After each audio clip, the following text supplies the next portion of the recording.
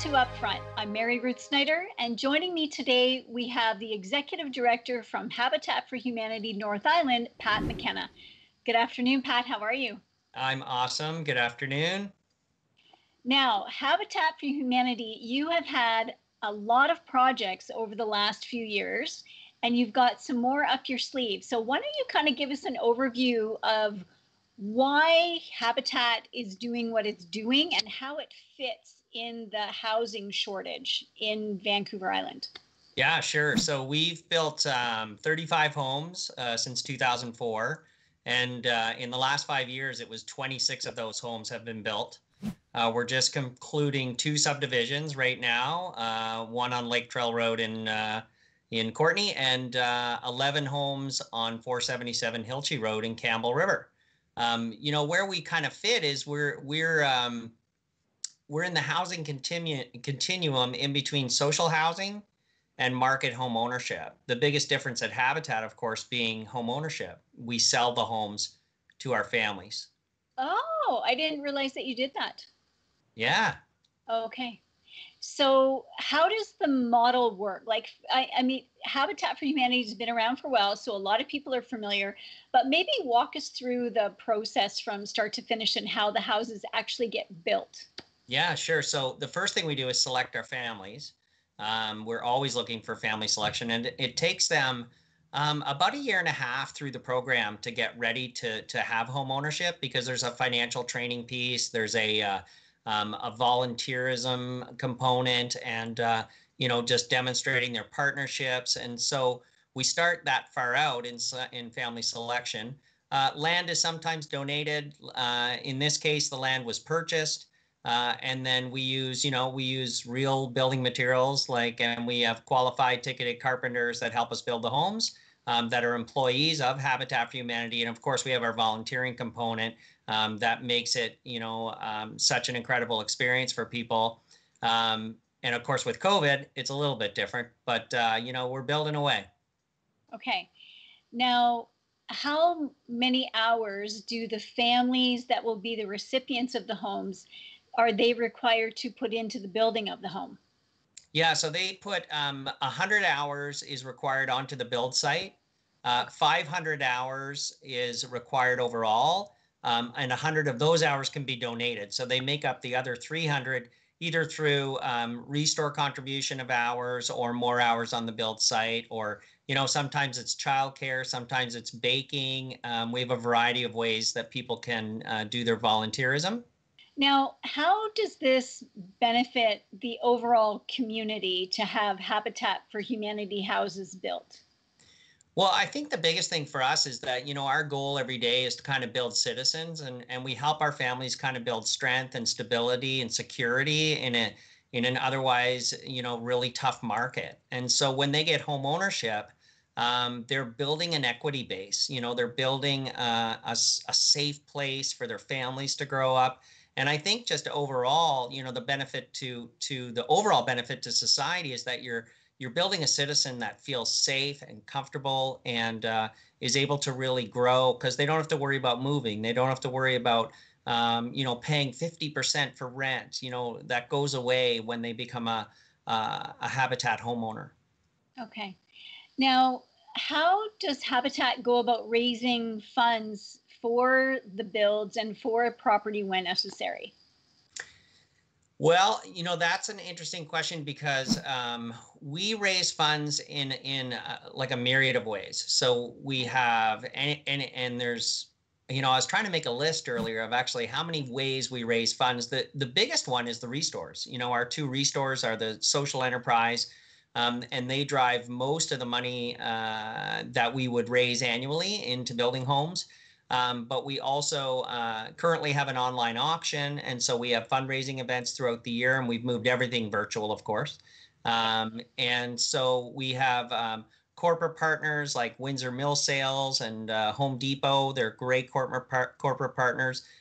We've had grants and donations from companies like FYI Doctors, and then of course we have raffles, monthly donations, bequests. We have a fall campaign where we do a raffle, and then we have our two main programs that we're trying to really develop. One is monthly giving, because monthly giving gives every nonprofit kind of that stability of income coming in. So we're always trying to develop that program. And then at the end of every year, we do a major gift matching campaign sponsored by sponsors like Robbins and Company, Jacob Christoph Real Estate, and Aaron Belmore at Fresh Coast Investments. That's very comprehensive.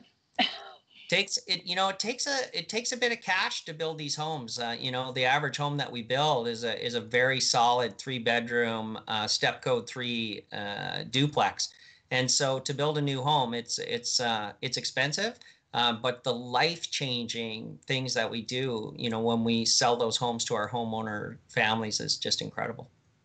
Now, how has COVID-19 impacted what you do, and how have you adjusted for that? It came like everybody. It came like a freight train. So we shut everything down at the end of March and essentially closed up operations, tried to really button down our expenses.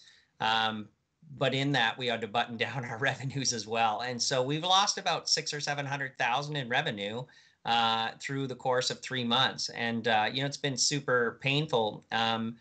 The great thing is that it forced us to think differently and think outside the box. And so, we opened up an online restore, something that was in our works and in our plans, but we had not, had not a need to do it. And so we never did. But now we have it. And so, who knows if it's continuing to run. We keep it up and running. It has a sale every day, a little bit every day, but it did really well through COVID. The other thing we had to do is really evaluate our building practices. And so, the major change we made this year with less qualified volunteers on our site is we hired 2 construction companies, Bomber Construction down in the Comox Valley, and in Campbell River, we hired Gertz Construction, and they have allowed us to catch up. Oh, good. Well, that's good. Well, Pat, this sounds like a very exciting year for you coming up. You've got the raffle happening, you've got builds happening. When is the next key ceremony up in the Campbell River? Well, we did a virtual key ceremony in March, which was awesome. And heck, we might have to do another virtual key ceremony. Who knows? But we're looking at late November, early December right, for the completion of the triplex on 477 Hilchey. And so we really hope to be turning those homes over then. Awesome. Just in time for Christmas. Yeah. So great. Yeah. Well, Pat, thank you so much for joining us today. It's been a pleasure and very informative as always. And we'll have a graphic up so people can reach out and get in touch with you if they have anything to offer or donate or volunteer. And now we're going to take a short break. And when we come back, we will be speaking with the project manager, Logan Runahovid. I'm sure I mutilated his name. But anyway, we'll be right back after this. Thank you. So,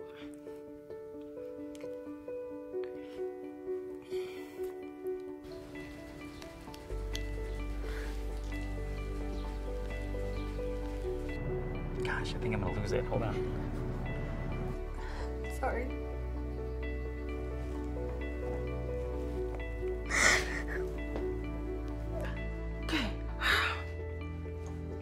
Okay. Ja, así está.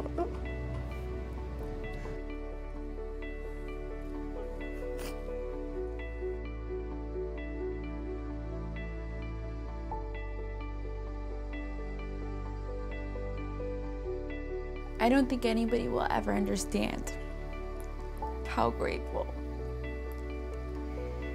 my family is.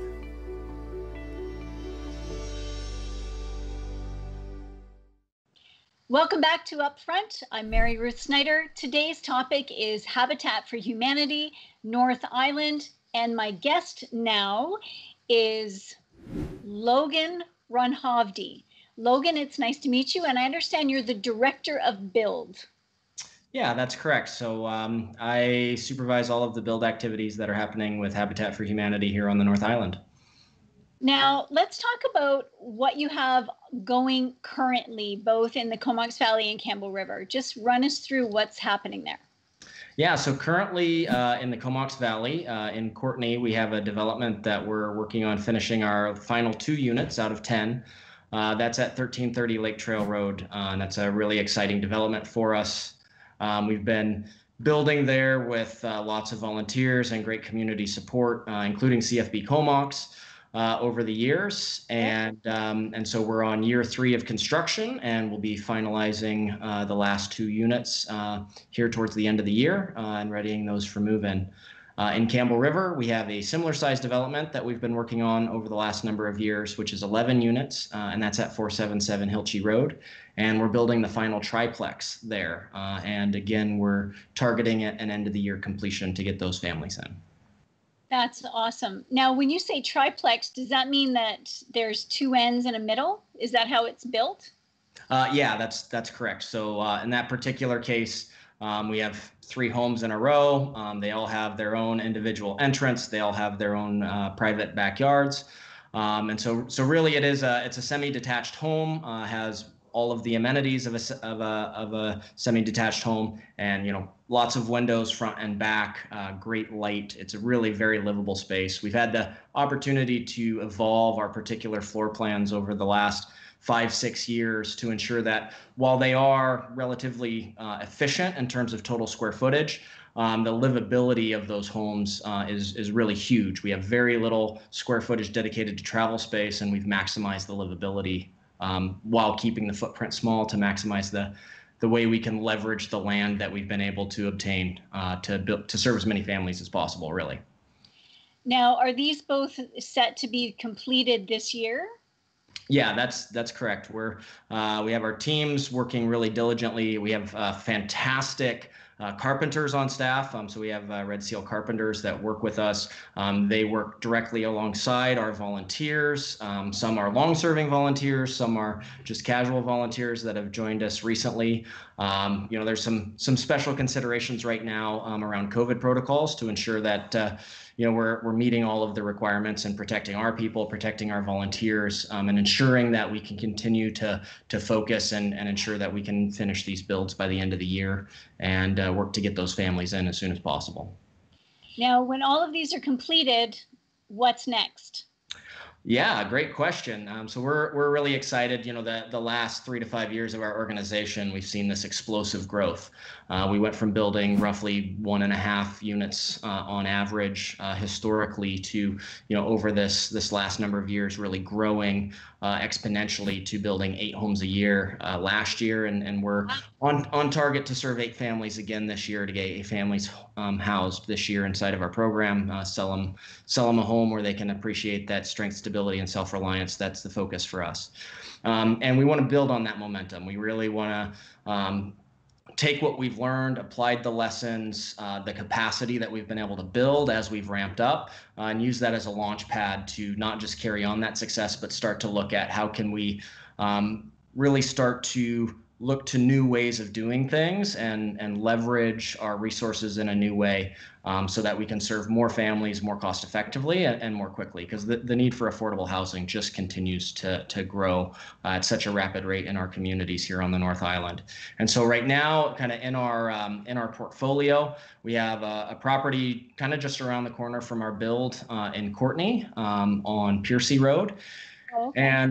And we're actually in the process of rezoning and development on that particular property already, looking to house probably 12 families on that property. Wow. And then we have another decent sized property. We were able to foster a relationship with our neighbors on Hilchey Road there in Campbell River. And we actually ended up buying the very next door property directly from the homeowners there. And they're still residing there, kind of in transition, feeding our volunteers lots of fruit off their mini trees and bushes. And we're able to get the ball rolling then on really on design and looking at what we need to do in terms of possible rezoning and development permitting there, again, to maximize the number of families that we can serve in a way that really builds the community. So there would be the Habitat community right there on those 2 adjacent properties. There's also a Habitat home from 2014 there that we built back then, just across the road. But then really we want to see the Habitat community be be an important piece of the wider community. And that's such a great location. Well, both locations are great for us in terms of proximity to parks, proximity to schools, and really providing a great family living atmosphere. So, we focus on families with children, and we want to see them have an environment at home, but also within the community where they can really flourish. Of course. Well, that is absolutely fantastic, Logan. It's impressive that you've gone from 1.5 builds a year up to 8 to 12 builds. Like, that's just so impressive. So how many homes are you hoping to put on that property in Campbell River on Hilchey next year? Oh, that's a great question. There's a lot of factors that go into the design of something like that. There's zoning considerations, there's access considerations in terms of roadways, laneways, and ensuring we have adequate parking. There's also a neighborhood fit, right? I mean, the nature of Habitat being a grassroots organization is we approach every build that we do, not just from a macro lens in terms of kind of the scalable, repeatable track record of Habitat, but part of why we're able to do that is we really take a micro focus on the immediate neighborhood and ensure whatever home we're building, or homes in this case, is a fit for the surrounding neighborhood. Okay. And so, there's some different scenarios that we're looking at for that particular property, whether we take the existing home that's close to the road and maybe subdivide that off and allow that return to the open market. That way we're not reducing supply. That would also mean, though, that the number of homes we'd be able to build on that total property would be significantly reduced, because there'd be a big chunk of land that would have to be dedicated to that. So maybe what we can do is a year from now, we can check in again and see what ended up happening and what the plans are for the next year. Yeah, that would be fantastic. We also have some amazing opportunities in terms of other communities on the North Island who are interested in Habitat. And what's so great, I talked a little bit about the grassroots kind of philosophy of Habitat is any community, whether it be a neighborhood within one of our existing operational areas or a smaller town elsewhere on Vancouver Island or the Discovery Islands, anybody who wants to bring Habitat to their community, really all it takes is a few dedicated people to say, let's get organized, let's look at how we can make this happen. And we're set up to resource those communities to bring Habitat there. Awesome. Well, Logan, thank you so much for the update on what's happening with the builds in Comox Valley and Campbell River. Really appreciate your time today. Love your enthusiasm and look forward to talking to you in about a year to see where you're at. Thanks so much for today. Fantastic. Can't wait for it. Okay. Thanks, We're Mary. going to take a short break. Thanks so much to Logan, and we will see you in a few minutes.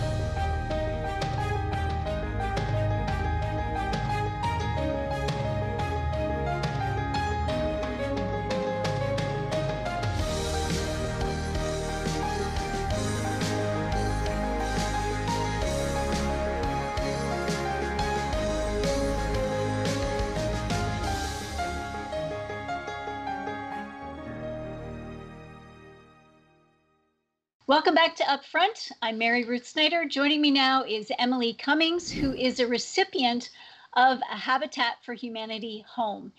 Emily, can you tell me what difference that made for you and your family? Becoming a Habitat homeowner made a huge difference, mostly I would say in the areas of like stability and security, as well as freedom. And what I mean by that is, when you're a renter, you never know where you're going to end up next, if the house you're in is going to get sold, any of those variables, what you can afford, where you're going to, location you're going to live. And this really helped me. Now we have a stable place. My son has a safe home to live in. We're not going anywhere else. He likes consistency, so it's really good and just really helpful.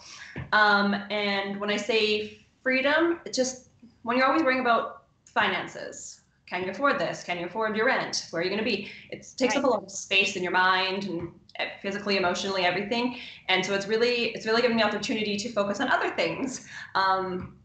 further my education, if I want to, activities with my son where I'm not constantly being like, can't do that, we can't afford it, and all those sorts of areas. Yeah. So it allows you to have a really firm budget and understand what your money is that you have for fun things as opposed to hydro, rent. You know, by having that firm budget, that helps with the stability piece. 100%, yeah, for sure. Okay. How old is your little guy? He'll be 5 in August. He must love having his own room. Did he help you decorate it? He did. I did surprise him a little bit, but he got to pick out shelves and a bed and all that for it. So it was really fun for him to set that up. And what theme did he go with? Because every little boy has his own theme. He doesn't actually really have a theme. He wanted to put up his own artwork. So we put up a bunch of things that he had drawn in daycare. So that's what he wanted to do. That's fabulous. That's fabulous. Now, what would you say to anybody who's watching and considering volunteering or donating to Habitat for Humanity? What would your message be to them? I feel like a lot of people don't quite understand where their time or their donations are going. And so when I speak to them, I get to say things like, you helped me purchase my home. Your hours, your time, your commitment went to a family in your community, and my child in your community, and that just not myself, tons of other people as well. So just how it affects us directly. It's easier to see when you actually get to talk about it to somebody instead of just not quite sure what you did that day. Well, you helped build my son's house, for example. Yeah. Okay. Now, how long have you been settled in the home? I moved in June a year ago. Okay. And what's the first year been like for you? So amazing. It's been really good. We have a backyard that's fully fenced in. And so we've been doing a lot of gardening, and we built him a little fort. And so he's been helping us with a little vegetable garden that we put in, and just decorating the house and putting things. You can unpack boxes you haven't unpacked in years because you get to be somewhere forever. So right. It's really relaxing. Well, that's awesome. Yeah. And what would you say to anybody considering who thinks they want to apply for a home for Habitat, but they are maybe shying away because of the volunteer hours they might have to put in or other considerations? I would say that yes, putting in the volunteer hours is hard. I'm not going to say it's not, but it is beyond rewarding. You meet amazing people. You get to learn amazing things you've never done before. I did my own flooring in my home. I never knew how to do that before, right? Something I've learned. It's worth it. It's worth it. There's an end goal you're working towards. And honestly, a few months of really hard work pays off in long run. So awesome. Yeah. Well, Emily, thank you so much for joining us today and for sharing your experience of being a recipient of a Habitat for Humanity home, for being a new homeowner. And I'm sure the community is very, very grateful to have you. And thank you again for sharing your story. We really appreciate it. No problem. Thank you. We'll be right back after this. This is my Habitat house. My parents helped build it. Now we don't get wet when it rains. I don't get too hot or too cold inside. And I don't have to worry when the winds blow. This is my house. This is my house. This is my house. My house. My house. I can play with my sister. I can play with my brother. I can play with my mother, my father, my family. My family. My family. This is my house. This is my house. I can study. I can be safe with my family. This is my house. This is my house. My house. My house. This is my house. Find out how you can help more families like mine have a safe, decent place to call home.